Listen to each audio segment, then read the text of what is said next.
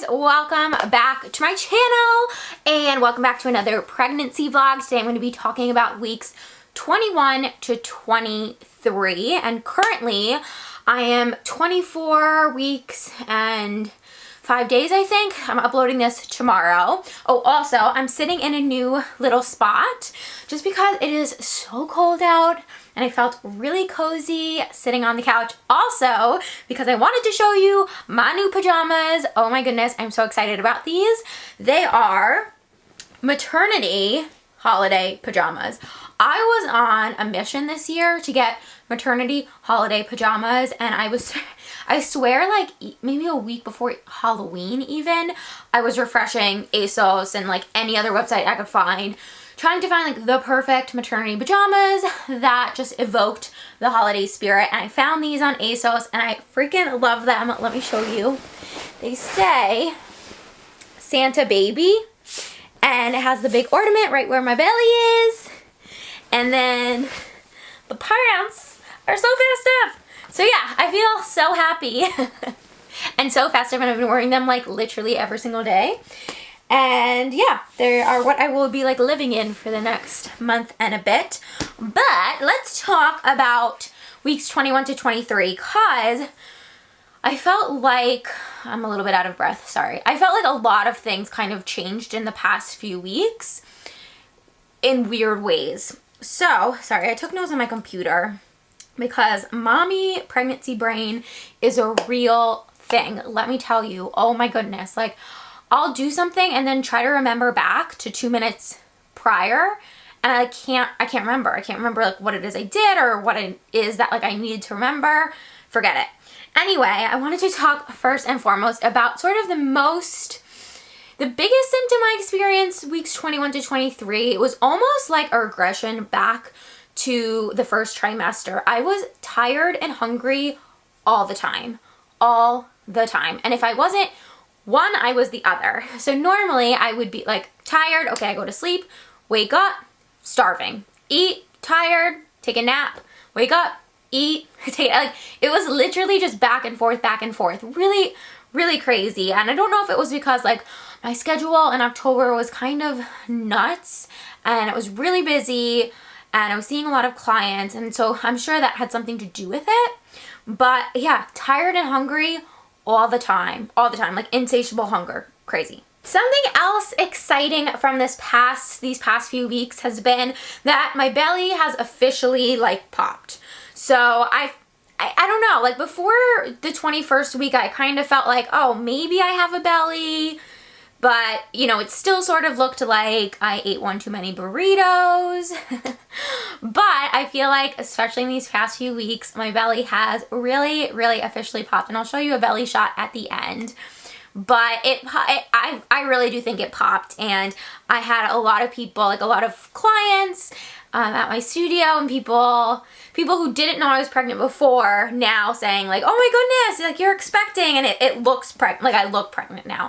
And I had someone, I had a girl at SoulCycle actually, she was the first stranger who asked me how many months I was or how far along I was, and I thought that was really exciting. Now, you know, ask me in 2 months after the baby's born, if someone asking me when I'm due is like, it's obviously gonna be like terrible. But now that I'm sort of in this place where I do have a belly, I don't know, I thought it was so exciting that like a complete stranger saw that and knew that and didn't just think like, oh, she ate too much at breakfast this morning, you know what I mean? So yeah, that was a nice little, I don't know, nice little treat. And then I wanted to tell you guys, so since my belly popped, I have found the lotions and potions. I've talked about these guys before. The Earth Mama Angel Baby Body Butter and my coconut oil. These I found necessities, like absolutely imperative to my life and just to making sure my belly stays hydrated. And it really, like, I would say like up until the 21st week, I had these and I mentioned them before, but they weren't really necessary. And I kind of felt like, oh, like, you know, some days I'll lotion, but other days I won't, but it's not a big deal. the 21st week, oh my gosh, it hit and it was like all of a sudden I had a belly. I could tell that my belly was growing, and if I didn't use oils and lotions during the day, like several times throughout the day actually, I would be so itchy, like so itchy and just uncomfortable, you know? Which leads me to, I feel like a lot of people, so you want to put lotions and, I keep wanting to call this like potion. You want to put lotions and oils on your belly and on your skin so that it stays hydrated, so that it stretches and you're less likely to get stretch marks. But I've had a lot of people tell me, like, don't scratch your belly. Don't scratch your belly. Scratching your belly will give you stretch marks. And I wanted to ask you guys and anyone who's been pregnant or had kids, I feel like that can't be a thing. Like, I understand the whole idea of dry skin not being very elastic and that potentially causing stretch marks, but do you guys know, like, what's the scientific evidence behind, or is there any behind, like, the act of scratching dry skin or the act of scratching stretched skin causing stretch marks? Because that correlation I'm just having like a hard time with.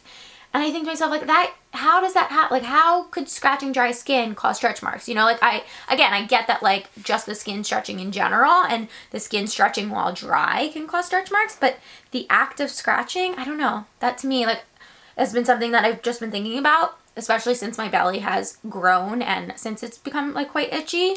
Every time I put on my body butter, I'm like, what would happen if I just scratched it? Because it feels so good. Anyway, so yeah, I will link these down below. They are so necessary. I usually just use the coconut oil at night, and I'll put the coconut oil on first, and then I'll put the Earth Mama body butter on top of it, and that seems to work pretty well. And then during the day, in the morning, I'll just use the body butter, just so that I don't feel like super greasy. And in terms of cravings, like, I wouldn't necessarily call this a craving per se, but I have had a real affinity toward orange juice these past few weeks, and it's just regular plain orange juice. About, I want to say it was probably like halfway through the 21st week, I may have thought of it, and I was like, I need to have orange juice. And ever since then, I've had just like, you know, a gallon of orange juice in the fridge, and I'll have a glass or two maybe like once a day. Or, I mean, I feel like that craving has sort of gone away now, and I don't feel like the need to have it as much as I did like the 21st and 22nd week. But yeah, that was the only sort of like weird craving, if you can even call it that, that I had. And the last thing I wrote down in terms of like symptoms, or just kind of going back to the whole like being tired and hungry thing, I have found that my energy levels have completely swapped. So before being pregnant, I was definitely not a morning person. Oh my goodness. I would do anything to avoid the mornings. And I feel like even the career path I chose partially knowing that I could create my own schedule and that I wouldn't have to work in the mornings. I just like I've never been a productive morning person.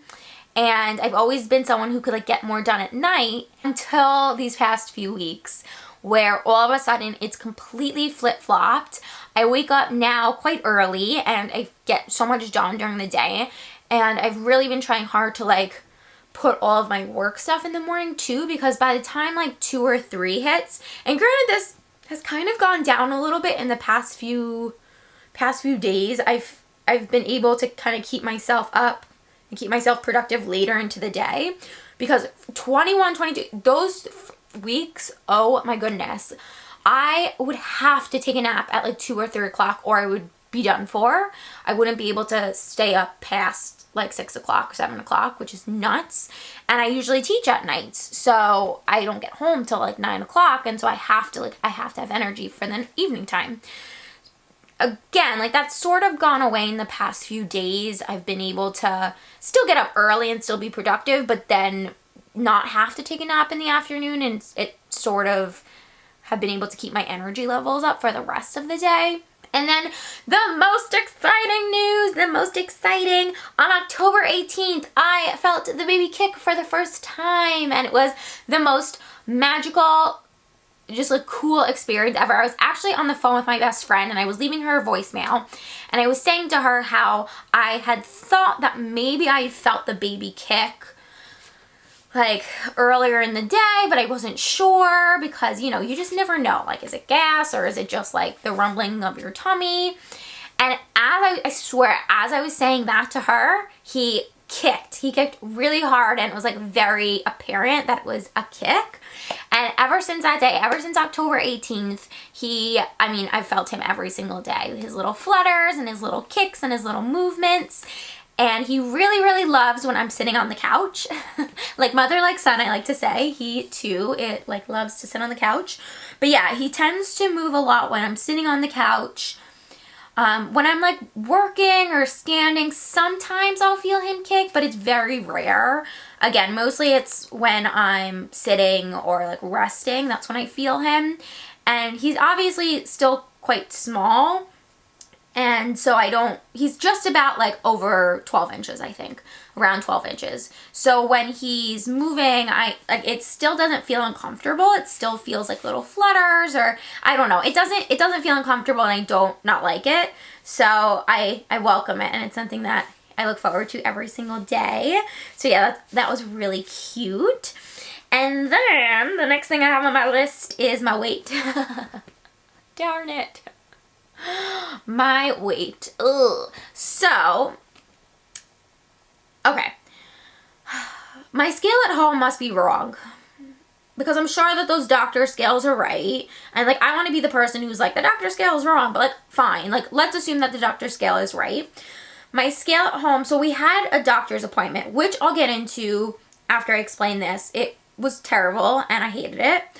But we had a doctor's appointment, I want to say maybe 2 weeks ago, a week and a half ago, 2 weeks ago. And I weighed myself at home and I was 140, which for me is a lot. Which means that I've gained now anywhere from like 15 to 20 pounds. And I got to the doctor's office and they weighed me and I was 144. Which is so annoying because I'm like, okay, I weigh myself at home and then I come to the doctor's office and I'm always like 3 or 4 pounds heavier. And again, like, I'm not going to sit here and be like, oh, my, doctor's scale is wrong. Like, fine, the doctor's scale is right. But it's just jarring, like, it's just a jarring number to see, especially since, and I think that goes for anyone. Like, if I started at 144 and now I was like 160 something, it's just jarring. It's just a jarring thing to see when you're seeing that you're gaining so much weight. But I feel like, it's all, I'm not eating crazy. I'm really not. Let me know if you want to see a what I eat in a day pregnancy edition, because I really don't feel like I'm eating a crazy amount. Like, when I'm hungry, I eat. That's it. And I feel like that's, that's all I can ask of myself. And I'm not eating anything like too excessive or like too over the top. And I'm still following a plant-based diet. So like, what, I feel like all the weight I'm gaining is necessary. It's not like I'm just like running out to McDonald's or drinking a milkshake every day. Do you know what I mean? Anyway, so that was that. Okay, let's talk about the doctor's appointment, because I wrote bad doctor's appointment, must share with them. Because yeah, it was pretty bad. Okay, so we had the doctor's appointment. It was I was 23, 24 to 20, no, I was 23 weeks. It was on a Wednesday. So it was not last Wednesday, it was the Wednesday before. And I was kind of like, oh, I wonder if we'll do the gestational diabetes test at this appointment. But I was talking to a client of mine who's also pregnant, or like due around the same time, and she was like, oh, well, they told me like don't eat before, like 12 hours before, or 2 hours before or something. And I said, oh, they didn't say anything like that to me, so I must not be doing it. So we get to the doctor's appointment and realize like, okay, like great, I'm not doing the diabetes test. That makes me happy. But this doctor's appointment was going to be different because in my practice, so the practice that I'm going to, there are 4 women, 2 doctors and 2 midwives. And up until that point, I had only been seeing like my doctor. So like one of the doctors who was assigned to me, and she's really lovely. We really developed a relationship with her. Jeff has been coming with me to all of the appointments, and we've been having like a really, we've been developing a nice relationship. But they scheduled this appointment with one of the midwives because they're like, obviously we can't guarantee that you'll see that one doctor, which I think, is the most ridiculous thing. Like, I hate that. I hate that if you're part of a practice or, you know, part of a group that has X amount of doctors, but you see one doctor primarily, like, they still can't guarantee that you'll have that doctor. And I get it. Like, they can't guarantee that that doctor will be working in on call when you go into labor. I just think it's ridiculous. Anyway, but, you know, only 4 people in the practice, great. 2 doctors, 2 midwives, fantastic. And they had said, like, okay, let's schedule you with one of the midwives for your next appointment so that you can get to know, obviously, the rest of the women in the practice. And so we were really excited. I was, like, particularly excited because I never met a midwife before. I love, like, Ina May Garten, who wrote Natural Guide to Childbirth, and, you know, I watched all the Business of Being Born DVD, like, videos, and so I figured, like, okay, like, that's what my midwife will be like super loving, like, very, like, earthy, and it'll be like my normal doctor's appointments, but there'll be something a little more personal about it, is the expectation I had, which now, looking back, I couldn't be more wrong. Anyway, so we were really excited to meet this midwife, and, you know, whenever I get to the doctor's appointment, it always takes a good half hour for us. Like, our appointment could be at 10 a.m. and by the time they call us back into the room and the doctor actually sees us, it's like usually 10:30, 10:45, right? And so we go back into the room, do the routine questions like the nurse does, and then she's like, okay, like, your midwife will be coming in soon. So Jeff and I are sitting there, and all of a sudden she comes in. And I don't know if I told you guys this or not. I don't know if I mentioned it. I can't remember. But during our 20-week ultrasound, the doctor had said that they saw some cysts in his brain, in my baby's brain, and that they had wanted me to go see a fetal specialist to determine and to make sure that the cysts weren't indicators for Down syndrome, because apparently they could be. But the doctor was like, it also could be developmental, because when I got my 20-week anatomy scan, I was really only like, I want to say it was only like 17 and a half, almost 18 weeks pregnant. So they said, like, you know, with the technology of the sonograms, it could just be that we're seeing something that maybe we don't normally see, and it's totally normal, totally developmental. So I made the appointment with the fetal specialist, but then the doctor called me the next day, and she was like, the fetal specialist and I looked at the pictures and we determined that everything looks fine. He thinks that he thinks he has seen everything that he needs to see to determine that baby looks happy and healthy and whatever. Like, you don't need to go see him. And so we didn't, right? Because my doctor told me I didn't have to. So fast forward back to this appointment that I'm talking about, and the midwife walks in, and okay, so she did introduce herself. She was like, I don't think we've met before. I'm so-and-so. And I was like, hi, it's so nice to meet you. And then she immediately looks at the chart and she's like, so did you have that sonogram done? Did you have that, like, did you see the fetal specialist? And I was like, no. They told me that I didn't have to. Like, one of the nurses called me and relayed to me that my doctor had said that I didn't have to, and explained the whole situation. And she was like, okay, hold on, I'll be right back. So then she leaves the room, and I just thought that was, like, that was a lot of information that she, like, had just come into the room with. Like, hi, I'm so-and-so, like, did you see that fetal specialist? When I had, like, that thought wasn't even in my head, and it was just very jarring. So anyway, she comes back into the room and she's like, I just think that there's been a little bit of a miscommunication, because, you know, like, information goes through this person and then that through that person, and we actually do want you to see the fetal specialist because, you know, even though everything looks normal, you never know. And she said something about liability, and I was just like, okay, so you want me to go see this fetal specialist because you don't want to be held liable for telling me that everything's fine when everything could potentially not be fine? I don't know. It just really annoyed me how she just, like, came in and started, like, listing all of the reasons why I needed to go see this guy.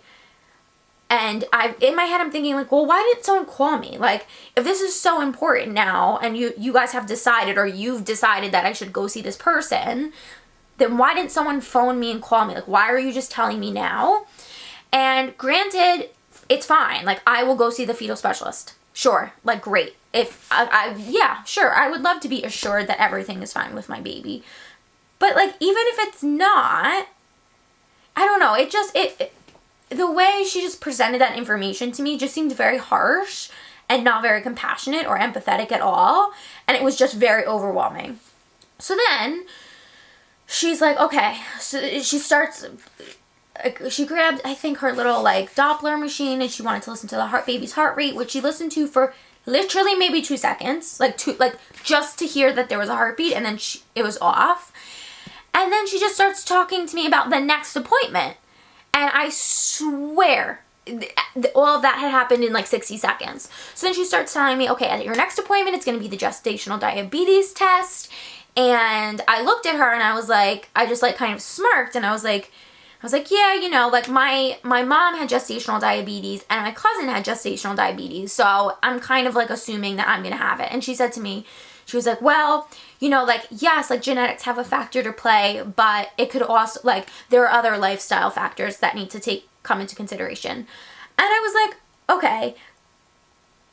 It was just, I mean, it's hard for me to like articulate exactly, because now, like, as I'm saying it and listening to myself say it, it doesn't sound bad, or like, doesn't, just the way she was talking to me was just very like, I was dumb, like I didn't know anything. It was very like abrupt. And I was like, okay. And literally the day before, I'd been talking to my best friend who's a doula, and I'd been talking to her about gestational diabetes, and she had said to me that gestational diabetes is primarily genetics. Like, you could work out every single day and eat kale every single day, but still get gestational diabetes. Like, it's not just your lifestyle. And so that just really annoyed me that I don't know, it sounded to me like she was saying, like, it's not just genetics, like, it could also be all the weight you're gaining, sort of thing. Do you know what I mean? So then, as she's like telling me, like, okay, this is what's going to happen with your gestational diabetes test, she then proceeds to wrap up the appointment, and she's like, okay, great, like, you know, it was so nice to meet you. And I was like, are you serious? Again, this whole appointment had lasted tops 4 minutes, 4 or 5 minutes.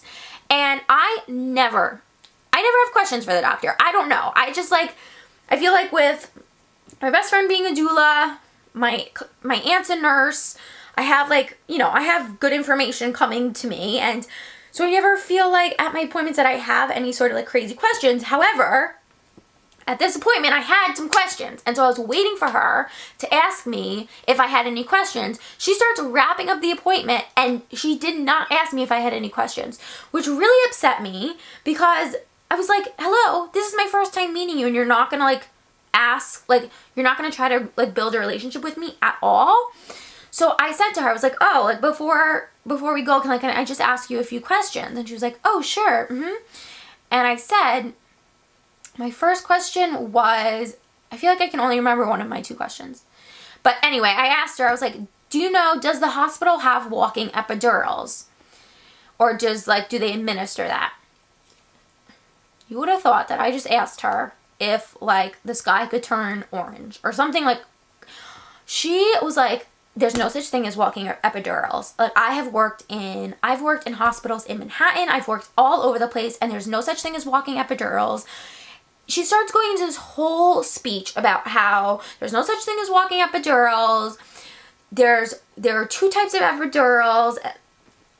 I swear, I was so taken aback by how just short she was with me, and how, again, like, her attitude, she was just treating me like I was stupid. Like how, like, you're so dumb. Like, why are you asking me about a walking epidural?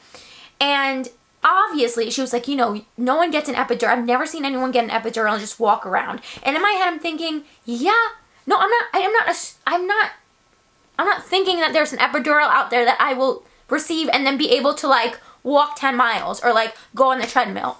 Duh. Like, I want to know if you administer the type of epidural that you see in Europe and see in some places where the woman's legs do not go completely numb and you can still move around and stand in different positions. That's what a walking epidural is. And oh my god, she was just like, nope, there's like, that's not a thing. There is, you know, she was telling me that really it comes down to the anesthesiologist and how much of the epidural he gives you, and if he gives you a lot, she used some term like snowball or something. She was like, if he snowballs you, and I was like, I'm sorry, what? What sort of like crazy slang are you throwing out at me? Like, if he snowballs me, that sounds like one, like some sort of assault, or two, like drugs. What are you talking about? She's like, if he gives you a lot, then yeah, you would have a harder time feeling your legs. But it, you know, it also really depends on how your body responds. So I was like, okay, great. So that's not an answer. You're not giving me an answer, and fantastic. Like, that's fantastic. And I felt like maybe I asked her one other question, but at this point I was getting the vibe from her that like she couldn't be bothered and that she like really wanted to go, and that anything I asked her was just gonna like be a bother and just like was somehow me like looking stupid. And so I was like, she was like, do you have anything else? And I was like, nope. And she just walked out of the room, and I started crying to Jeff because I just felt like for the 5 minutes that she was in the room, for literally, we waited longer than she was there. For the 5 minutes that she was in the room, she, first of all, came in with this information that now we do have to see the fetal specialist, and I do, like, that now I should be concerned about these cysts, or these, I don't even know if they still exist in his head. Like, okay, that's a lot of information to take in, but thank you for delivering that to me in 15 seconds. And then also take in her attitude and just how I felt like she was really rude. I felt like she was really rude and just very blunt and curt with me. And I did not feel like she was trying to get to know me at all, or trying to get to know us at all. At one point, my husband brought up like this job that he's working on, and she asked him more questions about his work, more questions about his job than she had asked me about me and how I was feeling and the baby. And so that just really, really upset me. And I cried in the room. I cried on the way home. I ended up having to just like take a nap right after and just like kind of forget that it even happened. But yeah, it was just a horrible appointment, and I'm really upset because I am seeing her this next time too, and Jeff is currently traveling for work, and so he will not be able to come with me to my gestational diabetes test, which makes me like want to die inside. So yeah, I have to go do that by myself. I think it's on December, it's like the first week of December or something, and then see her again. And I want almost nothing to do with her because I just really didn't like her attitude, and I really didn't like her vibe at all. And so yeah, that was my last doctor's appointment. And again, like, I'm glad that nothing was seriously wrong with me. Nothing was seriously wrong with the baby. It was just not a great appointment, and I was just really unhappy with her and with the service I got. Alright guys, so I feel like I've been talking forever and forever and forever, so I'm going to go now. That was pretty well everything that I wanted to update you guys on, and I can't believe Thanksgiving is this week. So exciting! I can't. So yeah, my gestational diabetes test is in 2 weeks. 2 weeks this upcoming Thursday, so 2 weeks from Thanksgiving, yeah. And I'm working out. I fell off the train a bit in October just because my schedule was so busy, but I went to SoulCycle today, and I'm hoping to go like 1 or 2 more times this week, and just trying to like stay fit as I can. And that's it. So let me show you my belly before I forget, because I almost forgot. So I'm just gonna get up here. I also like feel so heavy. I feel so heavy, but alas, it's because of the growing baby. So this is my belly with the shirt on. Isn't that so cute? It like really looks like a little baby bump. And then this is my belly without it. So